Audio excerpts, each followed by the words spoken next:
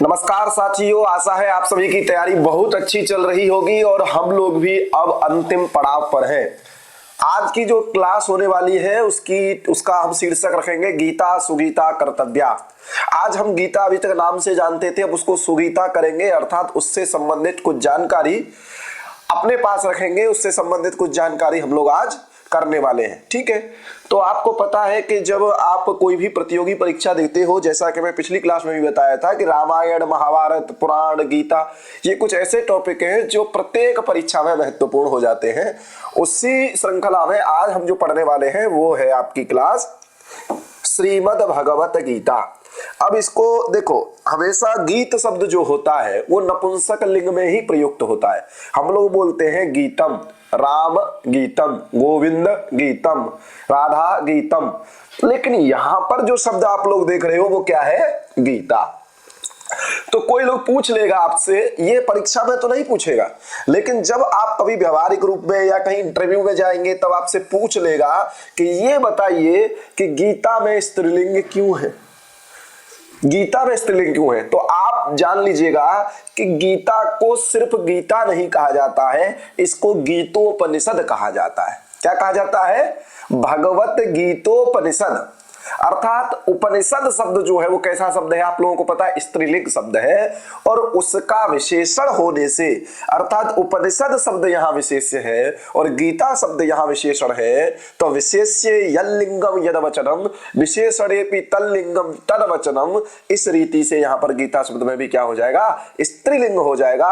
और इसलिए गीतम जो हमेशा नपुंसक लिंग चलता था उसको हम स्त्रीलिंग में भी व्यवहार करते हैं और गीता नाम से प्रसिद्ध करते हैं। अब ये उपनिषदों का जो सार है, उपनिषदों का जो सारभूत तत्व है वो गीता में आपको प्राप्त होता है। किसके माध्यम से प्राप्त होता है? तो भगवान पुरुषोत्तम के माध्यम से प्राप्त होता है। इसलिए इसको कह देते हैं भगवत गीतोपनिषद। क्या बोल देते हैं? भगवत गीतोपनिषद। इसलिए इसका नाम भगवत गीता है और इसी भगवान पुरुषोत्तम श्री कृष्ण के मुखारविंद से निश्रित हुई गीता के बारे में आज हम जानेंगे। चलते हैं,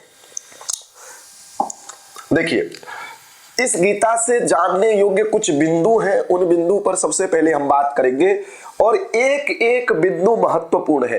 कोई ये थ्योरी नहीं है कि आप सिर्फ बस पढ़ के चले गए, इस कान से सुन लिए, इस कान से निकाल दिए।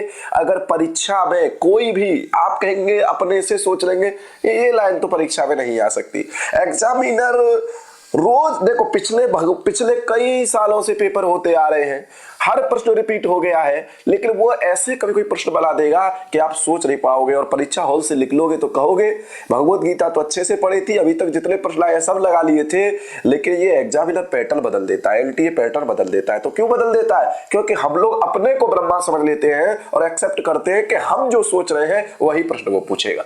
ठीक है, तो हमको हर संभव बातों पर जहां से भी क्लू मिल सकता है प्रश्न बनने का, उन सब पर बात कर लिए। ठीक है, चलते।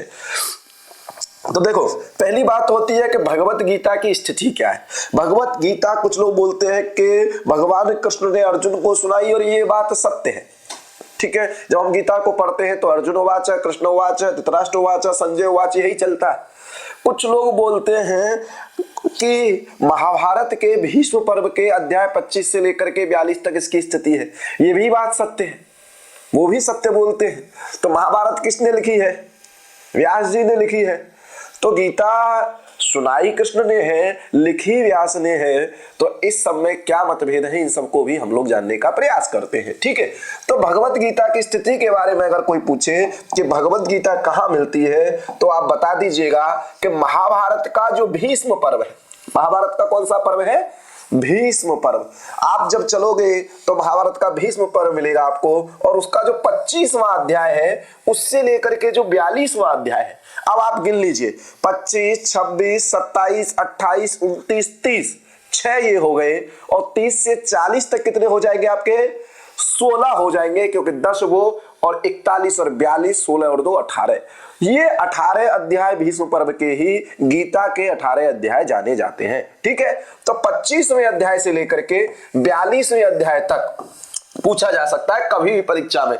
थोड़ा टफ क्वेश्चन हो जाएगा, लेकिन ऐसा नहीं है आपके शीर्ष पाठ्यक्रम में लगा हुआ है। आप ये नहीं कह सकते परीक्षा में आ जाएगा कि ये तो हमने एक्सेप्ट नहीं किया था, कठिन पूछ लिया है। पूछ लिया जाएगा क्योंकि आपके पाठ्यक्रम में लगा है, सीधे लिखा है भगवत गीता। तो भगवत गीता का स्रोत कहां से प्राप्त होता है, इसको पूछने में कोई हर्ज नहीं है। 25वें अध्याय से लेकर के 42वें अध्याय तक इसको गीता कहा जाता है। देखिए, अब देखिए, कृष्ण ने गीता सुनाई थी, किसको सुनाई थी? अर्जुन को सुनाई थी। लेकिन जो संकलन किया है, गीता का जो संकलन किया है, वो महर्षि कृष्ण द्वैपायन व्यास ने किया है। ठीक है, द्वीप पर रहने के कारण को द्वैपायन कहा जाता है, ध्यान रखना। और ये संकलन किसने किया है? गीता का जो संकलन जो आज हमको देखने को मिलता है, वो किसने संकलन किया है? तो महर्षि व्यास ने इसका संकलन किया है। और कब? देखो, एक बात जान लेना कि महाभारत का जो युद्ध हुआ था, महाभारत की रचना की बात नहीं कर रहा हूं, महाभारत का जो 18 दिन में जो युद्ध हुआ था। अब गीता में 18 अध्याय, इसके प्रति भी कारण लोग बताते हैं, लेकिन ऐसा कारण फारण मेरी दृष्टि से ठीक नहीं है, क्योंकि हम गीता के जो तत्वों की बात करते हैं वो 25वें अध्याय से लेकर के 42वें अध्याय तक स्थिति मिलती है। आपसे कोई पूछ ले कि भगवत गीता में 18 ही अध्याय क्यों है? अरे भैया, भीष्म पर्व से ली गई है, 25 से 42 तक ली गई है, वो वहां 18 है, वो यहाँ 18 है। लेकिन कुछ लोग बोल देते हैं कि पांडव और कौरवों की जो अक्षुणी सेना थी उनको मिलाकर के 18 हो जाता है। कुछ लोग बोल देते हैं कि 18 दिन महाभारत का युद्ध चला था इसलिए 18 हो जाता है। कुछ लोग और गुणा गणित बताते हैं, वो सीधा गलत है। भीष्म पर्व के 25वें अध्याय से लेकर के 42वें अध्याय तक वहां के जो 18 अध्याय, अब आप पूछोगे 24 से लेकर के 43 तक क्यों नहीं गए, तो आप एक बार महाभारत जाके खोल के देखिएगा तो आपको पता चलेगा कि गीता में जो 3 चीजें बताई गई है, क्या क्या बताया गया है कि पहले कर्म योग बताया है, फिर भक्ति योग बताया है, फिर ज्ञान योग बताया है। तो इस प्रकार से वहां पर जो ये विषय वस्तु मिलती है वो इन्हीं अध्यायों में मिलती है। अगर ये विषय वस्तु वहां 50 अध्याय में मिलती तो गीता में आज कितने अध्याय होते? 50 अध्याय होते। ठीक है, तो मानव जीवन जीने का जो भी लक्ष्य है, जो भी जन्म से लेकर के मरण तक जो भी उसकी क्रिया इत्यादि है, कर्म इत्यादि है, धर्म इत्यादि है, दर्शन इत्यादि है, वो सब इन अध्यायों में मिल जाता है। इसलिए गीता के 18 अध्याय है। तो अगली बार कोई पूछे तो ये सब मत उनको बता देना कि अक्षौणी सेना इतनी उनकी थी, इतनी उनकी थी, दोनों को मिला के 18 होता है। ये सब बकचोदी करने की आवश्यकता नहीं है। चलते हैं आगे। अब देखिए इसका परिमाण क्या है? अध्याय इसके क्या है? 18 अध्याय इसमें मैं बता दिया हूं कि 18 अध्याय क्यों है, ये देख लीजिए। अब देखिए पहले जो 6 अध्याय है, अर्थात तो पहले अध्याय से लेकर के 6 अध्याय तक क्या कहा जाता है? कर्म योग कहा जाता है। इसलिए क्या होता है कि पहले ही अध्याय का नाम क्या है? अर्जुन विषाद योग, क्योंकि अर्जुन अपने कर्म को करने से घबराता है। क्षत्रिय था और क्षत्रिय का कर्म है लड़ना, और वो लड़ने से ही पीछे हट जाता है। वहीं से कृष्ण भगवान का मोटिवेशन शुरू हो जाता है। हम लोग परीक्षार्थी हैं, हमारा ध्येय है परीक्षा देना, इसलिए पढ़ना पड़ेगा। हमको भी अपने लक्ष्य से पीछे नहीं हटना है। सांख्य योग आगे चलते हो, ज्ञान कर्म संन्यास योग चलते हो, कर्म योग चलते हो, फिर ज्ञान कर्म संन्यास योग चलते हो, फिर ज्ञान संन्यास योग चलते हो। तो ये सब कर्म की चर्चा वहां पर प्राप्त होती है। उसके बाद जब 7 से चलोगे और 7 से लेकर के 12 तक क्या मिलेगा आपको? भक्ति योग मिलेगा। इसलिए भगवान क्या दिखाते हैं कि तू किसकी भक्ति करता है। और 11वें अध्याय में विश्व रूप दर्शन योग जब आता है, 10वें अध्याय विभूति योग आता है, कह रहे जो भी सब कुछ है वो सब क्या है? मैं हूं। वो कहता है कि मैं देख नहीं पा रहा हूं भगवान, तो कहते हैं दिव्यम ददामि ते चक्षु, मैं तुमको दिव्य चक्षु देता हूं, देख लो, मैं ही सब कुछ हूं, मेरे अलावा कुछ नहीं है। समझ में आ गया? तो ये भक्ति योग की चर्चा वहां पर देखने को आपको मिलती है। उसके बाद लास्ट के जो 6 अध्याय अर्थात 13 से लेकर के 18 अध्याय जो है वो किसके हैं? ज्ञान योग के हैं। मोक्ष योग तक वो लेके जाता है। ज्ञान वहां पर आपको देखने को मिलता है। तो इस प्रकार से, लेकिन जो लोकमान्य तिलक है, लोकमान्य तिलक ने क्या लिखा है? गीता रहस्य लिखा है। वो पूरी गीता का मतलब 18 अध्यायों का एक ही मानते हैं, वो मानते हैं कर्म योग। भक्ति योग और ज्ञान योग में वो नहीं मानते। लेकिन अन्य जितने भी हमारी परंपरा में आचार्य हुए हैं, भाष्यकार हुए हैं, वो 3 भाग इसके मानते हैं। एक मानते हैं कर्म योग, एक मानते हैं भक्ति योग, एक मानते हैं ज्ञान योग। और ये तीनों प्रकार के योग आपको देखने हो तो मदन मोहन मालवीय में देखने को मिल जाएंगे। क्यों? कि वहां पर पूरा उनका जीवन गीता से प्रभावित रहा है। कैसे रहा है कि जब आप बीटी, जो लोग बनारस से हैं, जो लोग गए हैं वहां पर घूमने के लिए, वो काशी हिंदू विश्वविद्यालय में एक विश्वनाथ मंदिर है जिसको बोलते हैं बीटी। अब वहां पर देखोगे तो वो किसका उदाहरण है? भक्ति योग का उदाहरण है। मदन मोहन मालवीय के भक्ति योग का उदाहरण है। इतनी बड़ी यूनिवर्सिटी विद्या के क्षेत्र में बनारस को विद्या की राजधानी बना देना, ये उनके ज्ञान योग है। और कुछ न होना, उनकी जेब में एक देहला नहीं होना और इतना बड़ा विश्वविद्यालय खड़ा कर देना, ये उनके कर्म योग का उदाहरण है। तो ये तीनों योग गीता से प्रभावित होकर के मदन मोहन मालवीय जी की जीवन में हमको देखने को मिलते हैं। अब देखते हैं, श्लोक की बात करते हैं। तो जो भगवत गीता में जो श्लोक है वो कितने हैं? 700 श्लोक है। टोटल 700 श्लोक है, जिसमें से 574 श्लोक कृष्ण ने कहे। 574 कृष्ण ने कहे हैं। वो गीता जो अर्जुन को सुनाई थी वो संस्कृत भाषा में ही सुनाई थी। हो सकता है उनकी कुछ संस्कृत में वाक्य अलग हो, लेकिन जो संकलन करता व्यास है उन्होंने बताया है कि जो बात मैंने श्लोकबद्ध की है वो उसमें 574 की ऐसी बातें हैं जो कृष्ण ने बोली है। 84 जो है वो अर्जुन के द्वारा कहे गए हैं। अर्जुन वाच आप बहुत जगह देखोगे तो 84 श्लोक आपको ऐसे प्राप्त होंगे जहां पर अर्जुन वाच है। संजय ने 41 कहे हैं। संजय क्यों कह रहा है? क्योंकि वो धृतराष्ट्र को सुना रहा है। और एक धृतराष्ट्र कहता है कि भैया बताओ कौरव और पांडव खड़े होकर के क्या कर रहे हैं। ये एक प्रश्न बस धृतराष्ट्र पूछता है और उसी एक प्रश्न में संजय उनको इतना बड़ा गीता सुना देता है और संवाद के रूप में सुनाता है कि अर्जुन ने ये कहा है, कृष्ण जी ये बता रहे हैं। यही सब बातें वहां पर होती हैं। तो ये जरूर ध्यान रखना, 700 श्लोक है। बाकी ये सब मत ध्यान रखना, कभी कभी पूछ लिया जाएगा कि ये बताइए गीता में धृतराष्ट्र ने कितने कहे हैं, गीता में धृतराष्ट्र उवाच नाम से कितना आया है। तो आप सोचने लग जाओगे वहां पर एक ही कहा है, किम कुरवत संजय, क्या कर रहे हैं संजय, बस यही प्रश्न पूछा जाता है। पांचवा क्या है दीक्षित जी? पांचवा क्या है कि गीता को प्रत्यक्ष रूप से जिन्होंने सुना था, वो किसने सुना था? जिसको लक्ष्य करके उपदेश दे रहे हैं वो कौन है? अर्जुन। कभी कभी क्या होता है, हम लोग साउथ की मूवी देखते हैं कि सिखा किसी को रहा है आचार्य और पड़ोसी बालक खड़ा होकर के सीख जाता है। तो प्रत्यक्ष नहीं थे वो, प्रत्यक्ष जो थे वो अर्जुन थे। बाकी और लोगों ने भी सुना था, ऐसी बात थोड़ी नहीं है, ठीक है। तो अर्जुन ने प्रत्यक्ष सुना था क्योंकि अर्जुन को ही प्रत्यक्ष करके भगवान कृष्ण क्या कर रहे थे। और हनुमान जी भी थे जो ध्वजा पर आरूढ़ थे, संजय भी था और बर्बरीक था। बर्बरीक को जानते हो, जो प्रसिद्ध देवता है कलयुग के वो है खाटू श्याम। खाटू श्याम का ही दूसरा नाम क्या है? बर्बरीक था, ठीक है। तो ये बर्बरीक थे। बर्बरीक ने कहा था कि मैं महाभारत लड़ नहीं सकता हूं, तो भगवान ऐसा आशीर्वाद दीजिए कि मैं पूरी महाभारत को देख सकूं, ठीक है। तो बर्बरीक थे। इन लोगों ने क्या किया था, अब संजय ने भी देखो धृतराष्ट्र को सुनाया था तो सब कुछ प्रत्यक्ष देखा था, ठीक है। अब आती है कि गीता की रचना कब हुई। रचना कहने का तात्पर्य यह है कि गीता को जब भगवान कृष्ण ने सुनाया था वो कौन सा मास था। क्योंकि देखो महाभारत की रचना के विषय में नहीं कर रहा हूं, महाभारत का जो युद्ध हुआ था वो मार्गशीर्ष मास में हुआ था। किस मास में हुआ था? मार्गशीर्ष मास में। और उसी मार्गशीर्ष मास में जब गीता सुनाई थी वो सुनाई थी शुक्ल एकादशी। शुक्ल पक्ष की जो एकादशी थी, शुक्ल पक्ष की जो एकादशी थी मार्गशीर्ष मास में, तब गीता की रचना मानी जाती है। वो रचना चाहे आप संकलन को ले लीजिए चाहे आप किसको ले लीजिए, भगवान कृष्ण ने जो गीता सुनाई थी, ठीक है। अब देखिए गीता का जो स्थान है हमारे भारतीय ज्ञान परंपरा में वो प्रस्थान त्रयी में आता है। प्रस्थान त्रयी में कौन कौन आते हैं ये आपको पता है, एक उपनिषद है, गीता है और ब्रह्म सूत्र है। और इन सब में महत्वपूर्ण स्थान कौन रखती है? हमारी गीता रखती है, ठीक है। इसलिए गीता को क्या कहा गया है? सर्ववेदमयी गीता। क्या रखा गया है? जो वेद नहीं जानता है वो आराम से गीता प्रेस की गोरखपुर की गीता ले ले और आराम से हिंदी अनुवाद पढ़े, ठीक है ना। तो सर्ववेदमयी का गीता, ये प्रश्न पूछने देखने को मिल सकता है आपको परीक्षा में। समझ में आ गया? चलिए आगे। अब देखिए, अब देखेंगे कि गीता किसका। देखो उपनिषद जो पढ़ते थे वो सन्यासी पढ़ते थे, वानप्रस्थ आश्रम में जो होते थे वो पढ़ते थे। लेकिन जो गृहस्थ आश्रम के लोग थे उनका जो उपनिषद है वो क्या है? गीता। पूछा जाएगा कि गृहस्थों का उपनिषद क्या है, तो श्रीमद् भगवत गीतोपनिषद। यह सभी उपनिषदों का सार है, अच्छी बात है। और दूसरा पॉइंट क्या है कि उपनिषद वेद का क्या है? ज्ञान कांड है। उपनिषद कैसा है? ज्ञान कांड है। और उसको ही क्या कहा जाता है? वेदांत कहा जाता है। और वह वेद का अंतिम भाग इसको बोलते हैं। वेद का अंतिम भाग का तात्पर्य है ज्ञान कांड। गीता का भी अंतिम भाग क्या है? ज्ञान कांड। और उन्हीं ज्ञान परक उपनिषदों का सार तत्व, ज्ञान परक बातों का जो सार आपको देखने को मिलेगा, सार का मतलब है ज्ञान, और ज्ञान जो देखने को मिलेगा ज्ञान तत्व वो गीता में मिलेगा। इस ग्रंथ रत्न का पूर्ण नाम आ गया, देख लो क्या है, भगवत गीतोपनिषद।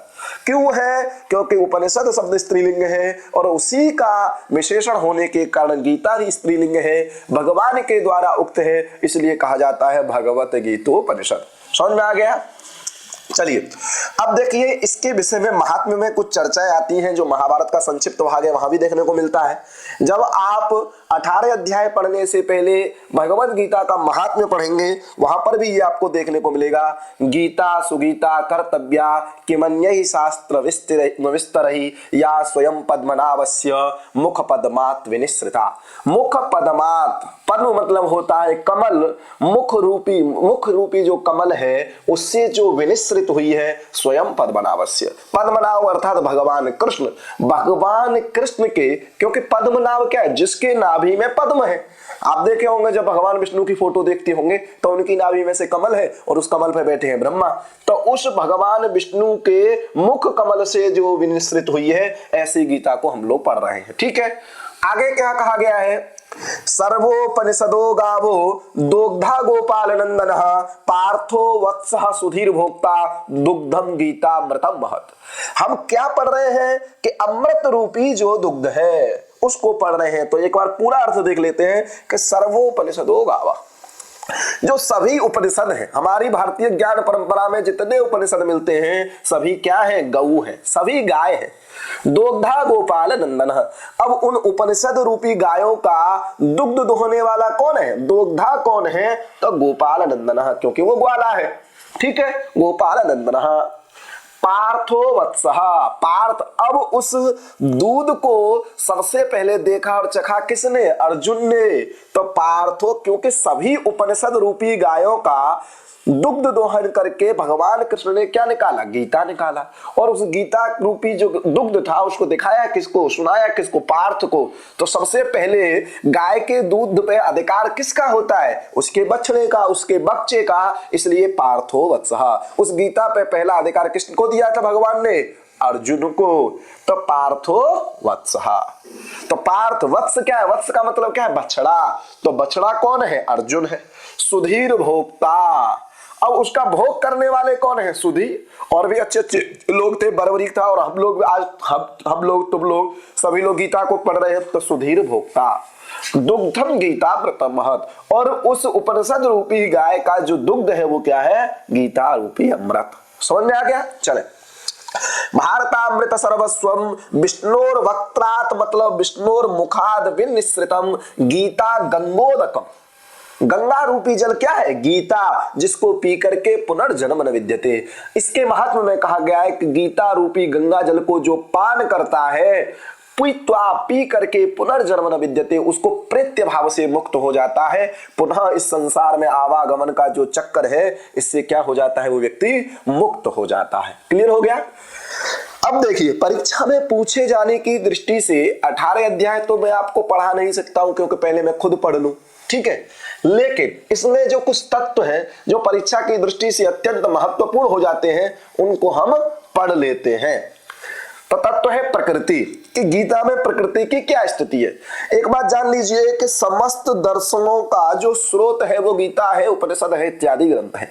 तो समस्त जो ग्रंथ है, जो हमारे सांख्य, योग, न्याय, वैशेषिक, मीमांसा, सबके सिद्धांत आपको गीता में देखने को मिल जाएंगे। तो प्रकृति जो बताई गई है गीता में, हम प्रकृति की बात करते हैं। जो प्रकृति बताई गई है वो परा और अपरा, दो प्रकार की प्रकृति आपको देखने को मिलेगी। पूछा जा सकता है द्विविध प्रकृति का वर्णन आपको देखने को वहां पर मिलता है।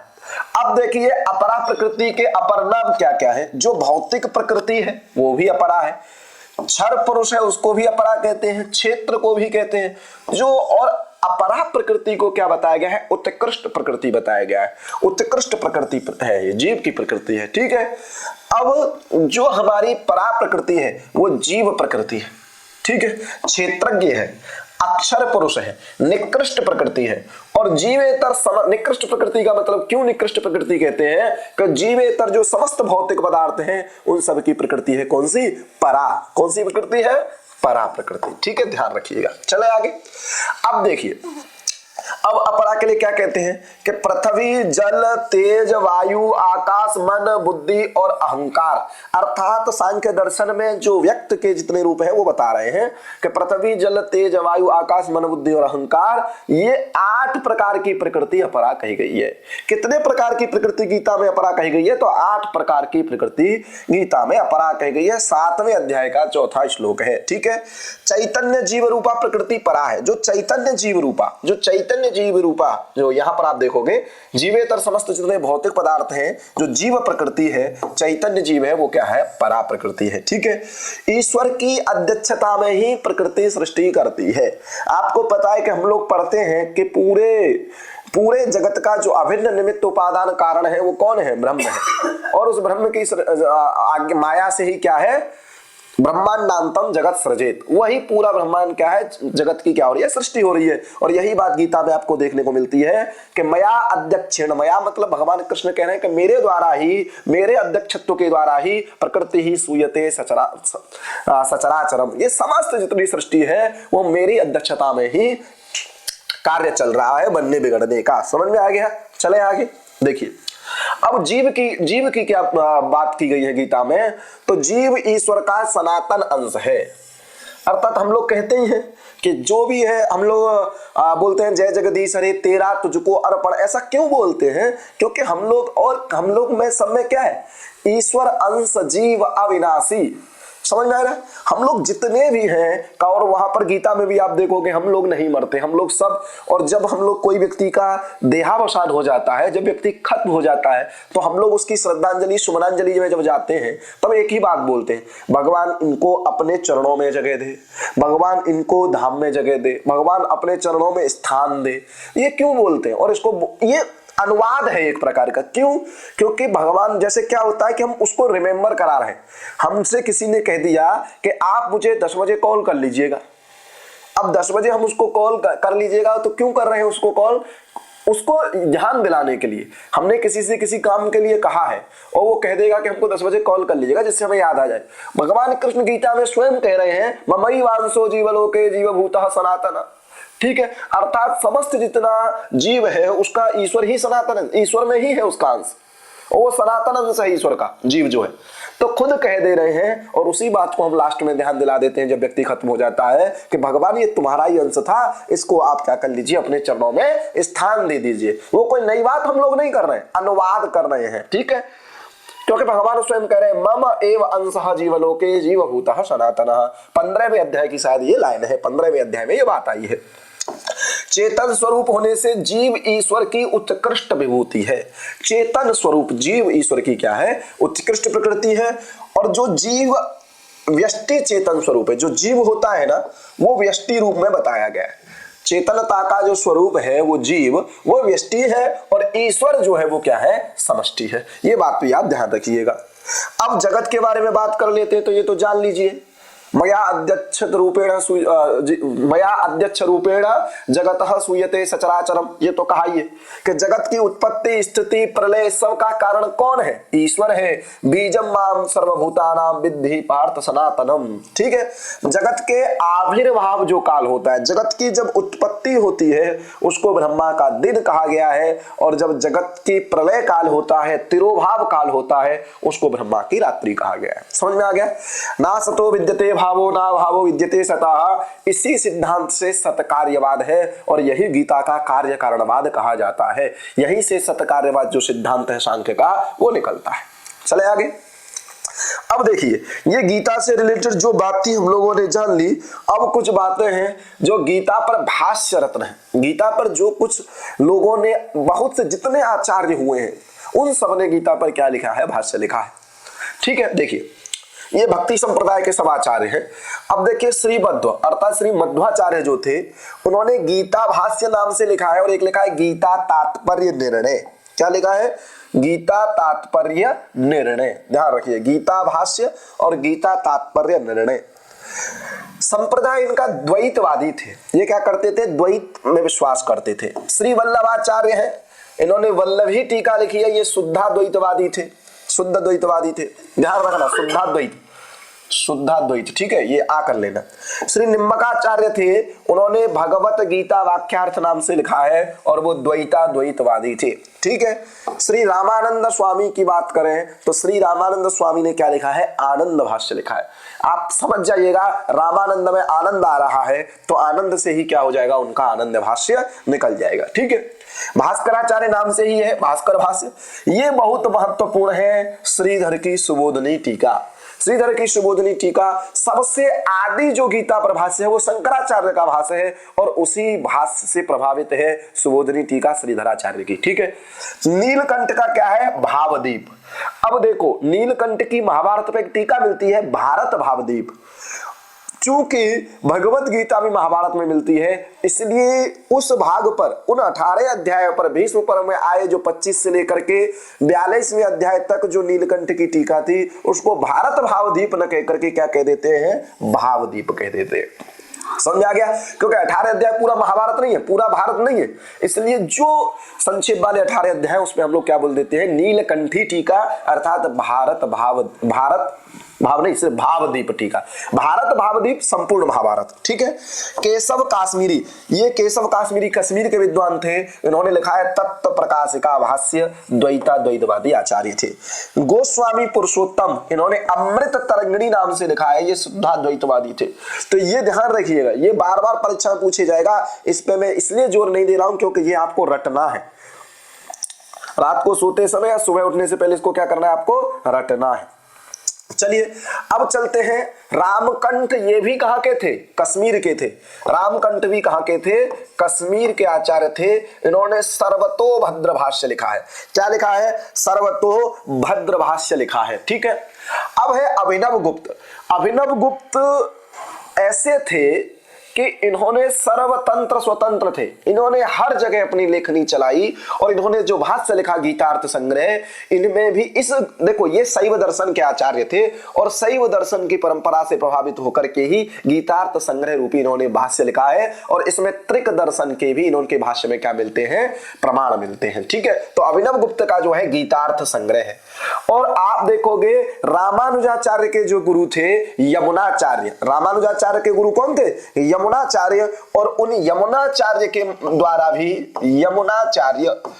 यमुनाचार्य के द्वारा भी गीतार्थ संग्रह नाम से भाष्य लिखा गया था। तो गीतार्थ संग्रह दो व्यक्तियों का भाष्य है, एक तो है अभिनव गुप्त का और एक है रामानुजाचार्य के जो गुरु यमुनाचार्य, और यमुनाचार्य के द्वारा लिखा गया है गीतार्थ संग्रह। मधुसूदन सरस्वती बहुत ही फेमस आचार्य हैं। मधुसूदनी टीका जिसको हम लोग बोलते हैं, इनका है गूढ़ार्थ दीपिका, ध्यान रखिएगा परीक्षा में पूछा जा सकता है। लोकमान्य तिलक आधुनिक दृष्टि से पूछा जाएगा, गीता रहस्य है, लोकमान्य तिलक गीता रहस्य, ध्यान रखिएगा। संत ज्ञानेश्वर, ज्ञानेश्वरी टीका है, मराठी टीका है। शंकरानंद, शंकराचार्य नहीं, शंकरानंद गीता तात्पर्य बोधिनी। विठलेश की है गीता तात्पर्य निर्णय। गीता तात्पर्य निर्णय हम लोग श्रीमद्भु की भी पढ़े हैं। विश्वनाथ चक्रवर्ती सारार्थ वर्षिणी। बलदेव विद्याभूषण है गीतामृत भूषण। समझ में आ गया। तो कुछ इंपोर्टेंट टीका है जो मैं आपको बता दिया हूं और वहां आप लोग बिल्कुल दिमाग में फिट कर लीजिएगा, ठीक है, क्लियर हो गया। गीता पर सबसे पहले जो भाष्य लिखा वो शंकराचार्य ने लिखा, लेकिन जब हम बात करते हैं विनोबा भावे की, आधुनिक में आपने देख लिया लोकमान्य तिलक गीता रहस्य, लेकिन एक विनोबा भावे थे। कौन थे, विनोबा भावे। विनोबा भावे के पूछ लिया जाएगा कभी, तो विनोबा भावे का जब पूछ ले तो आप दिखा दीजिएगा उसको गीता प्रवचन। क्या है, गीता प्रवचन। गीता प्रवचन इन्होंने लिखा विनोबा भावे ने। आपको पूछ लिया जाए कि श्री अरविंदो, जिसको हम लोग योगी अरविंदो बोलते हैं, योगी अरविंद, क्या बोलते हैं, योगी अरविंद। योगी अरविंद के विषय में आपसे अगर पूछ लिया जाए तो आप बता दीजिएगा इन्होंने गीता प्रबंध लिखा। क्या लिखा, गीता प्रबंध। समझ में आ गया। तो ये और कुछ है, जैसे लोकमान्य तिलक का गीता रहस्य है, विनोबा भावे का गीता प्रवचन है और योगी अरविंद का क्या है, गीता प्रबंध है। यहां से परीक्षा में आपसे प्रश्न पूछे जाने की संभावना है। चलिए आगे। अब देखिए, सबसे ज्यादा परीक्षा की दृष्टि से अगर गीता में कुछ है तो ये है। ये भी पूछेगा कि यहां से कई प्रकार के क्वेश्चन बनेंगे, एक बार ध्यान से देख लीजिए स्क्रीन पे। बार बार कह रहा हूं कई प्रकार के प्रश्न आपको इस टॉपिक से देखने को मिलेंगे। ऐसे भी प्रश्न आपको देखने को मिलेंगे कि मिलान करिए, इधर अध्याय दे देगा, इधर अध्याय का नाम दे देगा। ऐसा भी पूछ लेगा डायरेक्ट एक पद में उत्तर देखने के लिए कि इस अध्याय का नाम क्या है या ये किस अध्याय का नाम है। ये भी पूछ लेगा अभिकथन कारण बना करके कि गीता के चौथे अध्याय का नाम ये है, कर्म संन्यास योग है, सही है या गलत है, ये भी आपको पूछा जा सकता है। तो प्रत्येक प्रकार का जो एनटीए का भी पैटर्न है उन सब से रिलेटेड इस टॉपिक से प्रश्न बन सकते हैं, इसलिए यह अत्यंत महत्वपूर्ण टॉपिक है, इसको ध्यान से देख लीजिएगा। देखिए जब आप 6 अध्याय करके पढ़ोगे तो आपको क्लियर हो जाएगा सब। इतना ध्यान रखिए कि गीता की रचना का जो कारण था अर्जुन का विक्षोभ हो जाना, अर्जुन को मोह हो जाना कि ये मेरे परिवारी जने हैं, इससे तो अच्छा मैं भीख मांग के खा लूंगा, लेकिन इन पर अपने परिजन पर हंसी नहीं उठाऊंगा। ठीक है, समझ में आ गया? इन पर क्या होगा, तलवार नहीं चला सकता। समझ में आ गया? उसी का कारण था। तो इसका मतलब है अर्जुन को विषाद होता है, सदलरी विसरण गत्यवसदानेषु विषाद बनता है, अवसाद हो जाता है, जिसको आज की भाषा में डिप्रेशन कहते हैं। ठीक है, तो अर्जुन को डिप्रेशन हुआ था तो गीता, और आज भी मैं आपसे कह रहा हूं किसी को डिप्रेशन हो, किसी को कोई दिक्कत हो, ओपनहाइमर की तरह जाकर के आप क्या कर लीजिए, गीता पढ़ लीजिए। ठीक है, चलिए तो अर्जुन विषाद योग, ये ध्यान रखिएगा, कभी नहीं भूलेंगे। और लास्ट में व्यक्ति को क्या चाहिए, मोक्ष चाहिए, और लास्ट वाला क्या हो जाएगा, मोक्ष हो जाएगा। समझ में आ गया? कोई दिक्कत? 2 अध्याय क्लियर हुए कि नहीं आपका? पहले में क्या होगा, अर्जुन विषाद योग, और लास्ट में क्या पहुंच जाएगा, अर्जुन मोक्ष। ठीक है, तो लास्ट वाले और पहले वाले। अब देखिए क्रम से चलिए, अर्जुन विषाद योग हो जाएगा, दूसरे का नाम है सांख्य योग। क्या योग है? सांख्य योग नाम है। दूसरे अध्याय का ध्यान कर लीजिएगा, सांख्य योग है। अब देखिए इन 3 अध्यायों में व्यक्ति ज्यादा कंफ्यूज होता है। बस पहला क्या है, तीसरा कर्म योग, फिर क्या है ज्ञान कर्म संन्यास योग, चौथा क्या है कर्म संन्यास योग। दिमाग में बैठा, पहले में सिर्फ आपको क्या रखना है, कर्म योग, फिर 3 ज्ञान कर्म संन्यास, चौथे में ज्ञान को हटा देना और कर्म संन्यास बच जाएगा। समझ में आ गया? कर्म आप सोच रहे ऐसा होता, कर्म होता, कर्म संन्यास होता, ज्ञान कर्म संन्यास होता तो दिक्कत नहीं होती। तो लेकिन ध्यान रखिएगा, कर्म है, कर्म के बाद ज्ञान कर्म संन्यास है, फिर कर्म संन्यास है। दिमाग में बैठा लीजिएगा, पहले कर्म की बात होगी, फिर ज्ञान कर्म संन्यास की बात होगी, फिर सिर्फ कर्म और संन्यास की बात होगी। ध्यान कर लीजिएगा। ठीक है, चलिए 6वां जो अध्याय है वो आत्म संयम योग है, क्योंकि सबसे बड़ा कर्म है व्यक्ति का अपनी इंद्रियों को वश में करना, अपनी, क्योंकि सभी इंद्रियों का कारण क्या है, अपने विषय में लगाने का मन कारण है, उस मन को कंट्रोल करना। तो मन को कंट्रोल करना है तो वो अध्याय है आत्म संयम योग, आत्म संयम योग। समझ में आ गया? 7वां क्या है, तो ज्ञान विज्ञान योग, फिर है अक्षर ब्रह्म योग, ये सब भक्ति योग चल रहा है, फिर है राज विद्या राज गुह्य योग, फिर है विभूति योग। यहां रुक जाइएगा, एक दिमाग बना लीजिएगा कि 10वां अध्याय क्या हो जाएगा, विभूति योग, क्योंकि 11वें अध्याय में क्या चलता है, विश्वरूप होता है, विराट दर्शन होता है, इसलिए उसको क्या बोल दिया जाता है, विश्वरूप दर्शन योग बोल दिया जाता है। 12वें में क्या है, भक्ति योग, और ये आप जानते हो कि पहले क्या है, कर्म योग है, फिर भक्ति योग है, इसलिए इसको भक्ति योग कह देते हैं। फिर जो परा अपरा रूप जो प्रकृति है, जिसको क्षेत्र के कहा जाता है, वो 13वां अध्याय है। 14वां गुणत्रय विभाग है। 15वां जो है वो पुरुषोत्तम योग है, जिसमें 20 श्लोक है, और दैवासुर संपद विभाग योग, श्रद्धात्रय विभाग योग, और लास्ट में मोक्ष संन्यास योग। इस प्रकार से 18 अध्याय। तो इन अध्याय को बिल्कुल रट लीजिएगा। अर्जुन विषाद योग हो गया, सांख्य योग हो गया, कर्म हो गया, ज्ञान कर्म संन्यास हो गया, संन्यास हो गया, रट जाइएगा। ठीक है, क्रम से रट जाइएगा। और ये मैंने श्लोक लिखे हैं, सबसे बड़ा तो लास्ट का है, उसके बाद सेकंड लास्ट आपका सांख्य योग है, लेकिन सबसे छोटा कभी नहीं पूछेगा, क्योंकि 2-3 अध्याय हैं जिसमें 20-20 श्लोक है। ठीक है, एक तो 12वां होगा आपका और एक 15वां होगा जहां 20-20 श्लोक है, तो ये नहीं पूछेगा, सबसे बड़ा पूछ सकता है। समझ में आ गया कि नहीं? तो ये बात आप बिल्कुल ध्यान रखिएगा, दिमाग में फिट कर लीजिएगा बात, यहां से प्रश्न पूछे जाते हैं। आगे चलते हैं। अब गीता की कुछ सूक्तियां हैं। अब देखिए, आप लोग योग पे एकाधिकार समझ लिए हो पतंजलि का, कि कौन से? ये रामदेव का नहीं, पतंजलि का, महर्षि पतंजलि जो थे, फणीस जो थे। आप समझ लियो कि पतंजलि जी का एकाधिकार है योग पे, उनके अलावा योग पर कोई बात नहीं कर सकता। इसलिए परीक्षा में पूछ लिया जाएगा योग हर कर्मसु कौशलम कहाँ की है, तो आप समझोगे कि योग सूत्र के समाधि पाद का हो सकता है पहला ही सूत्र हो, खोला तो आपने कभी है नहीं है। तो इसलिए कंफ्यूज नहीं होना है, योग कर्मसु कौशलम गीता की पंक्ति है, ठीक है, समझ में आ गया कि नहीं? तो कंफ्यूज नहीं होना है, योग कर्मसु कौशलम ये गीता की, और ये हमारे टेस्ट सीरीज में प्रश्न भी आपको देखने को मिलेगा, ठीक है?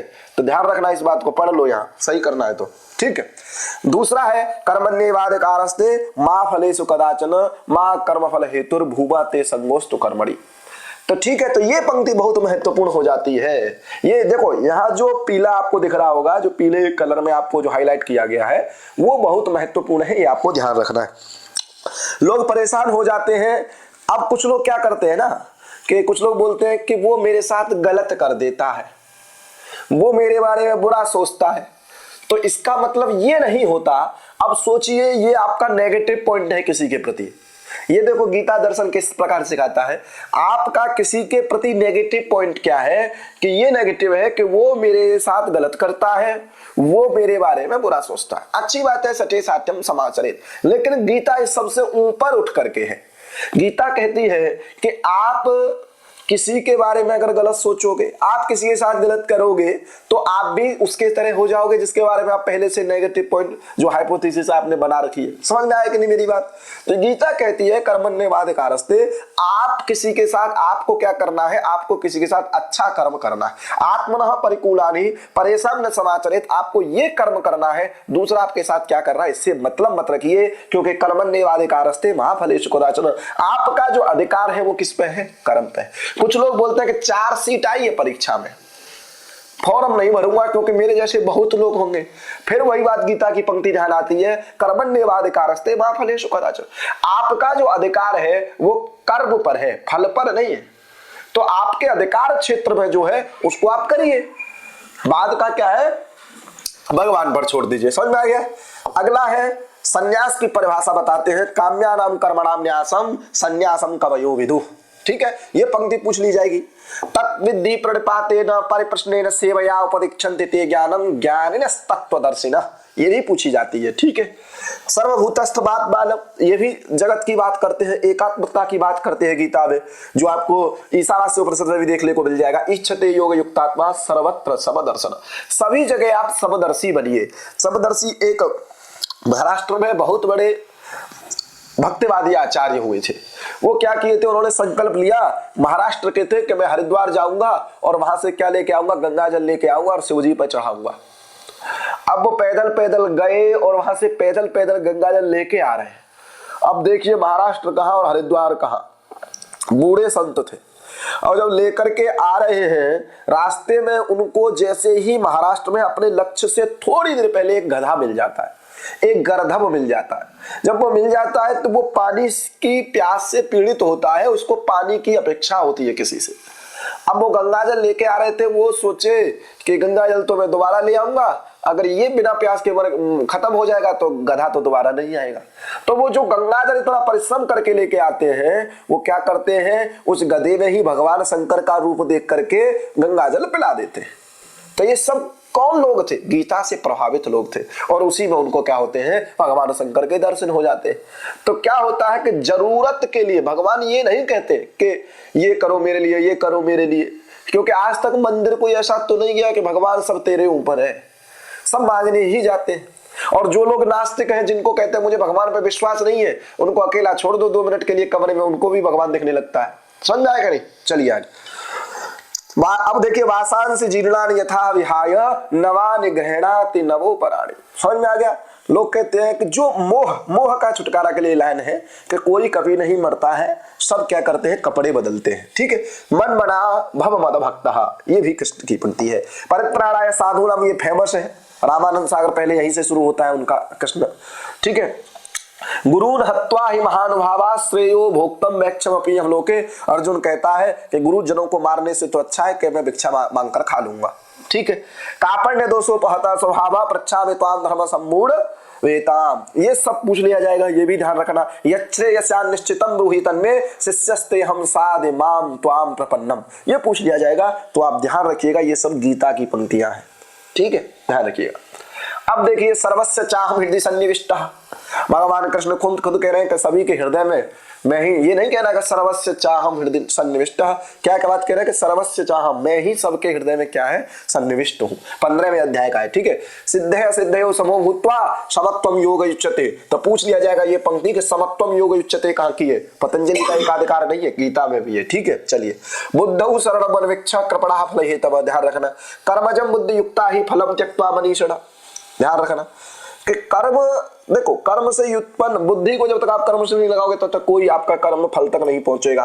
पिता हमस्य जगतो माता धाता पितामह वेद्यम पवित्रम ओंकार ऋक् साम यजुरेव च, ये पंक्ति से आप कंफ्यूज हो जाओगे कि गीता में वेदों की बात कहाँ आई है, तो ध्यान रखना, ठीक है। नैनम चिन्नन्ति शस्त्राणि, इसको बताऊंगा नहीं, ये सब आप जानते ही हो। क्रोधात् भवति सम्मोह, अत्यंत महत्वपूर्ण पंक्ति है। सम्मोहात् स्मृति विभ्रमः, स्मृति भ्रंशात् बुद्धिनाशो, बुद्धिनाशात् प्रणश्यति। इस श्लोक से कैसे भी पूछा जा सकता है, क्रोध से क्या होता है, सम्मोह से क्या होता है, और स्मृति विभ्रम से क्या होता है, बुद्धिनाश से क्या होता है, तो ये क्रम आप अपने दिमाग में बिठा लीजिएगा। श्रद्धावन लभते ज्ञानम तत्परः संयतेन्द्रियः ज्ञानम लब्धा परम शांति वचनेनाद् गच्छति, ये भी बहूनि मे व्यतीतानि तव जन्मनि चार्जुन। अब देखिए, इस पंक्ति पे मैं मुस्कुरा किस लिए रहा हूं, इसके पीछे कारण है। बहून, ये भगवान कृष्ण अर्जुन से कहते हैं, बहून में व्यतीतानि तव जन्मनि चार्जुन, मतलब हे अर्जुन तुम्हारा जन्म अभी अभी हुआ है, मेरे तो बहुत जन्म इससे पहले हो चुके हैं। लेकिन जब कभी हम लोग साथ में रहते हैं, चाय इत्यादि पीते हैं, तो अभिषेक भैया है, अभिषेक सर जो आपके, वो हमको बताते हैं कि इस पंक्ति का अर्थ क्या है। बहून में व्यतीतानि तव जन्मनि चार्जुन, हे अर्जुन मेरे बहुत जन्म व्यतीत हो चुके हैं, तुम्हारा जन्म 4 जून को हुआ है। तो ऐसा नहीं है, ठीक है। तो और ये याद करने के लिए अच्छा भी है, कहा है कि अर्जुन से कह रहे हैं कि तुम्हारा जन्म 4 जून को हुआ है, ये अभिषेक भैया का भाष्य है, ठीक है। चलिए, मोहितम नाभिजानाति मामेभ्यम परमभ्यम, अर्थात मैं ही परम अभ्य हूं। परम लक्ष्य जो है, अभ्य मतलब ऐसा लक्ष्य जो कभी व्यय नहीं होता है, मोक्ष ऐसा है जो कभी वहां जाकर के आपको कुछ अपेक्षाएं नहीं रहती। तो ये गीता की महत्वपूर्ण सूक्तियां थी।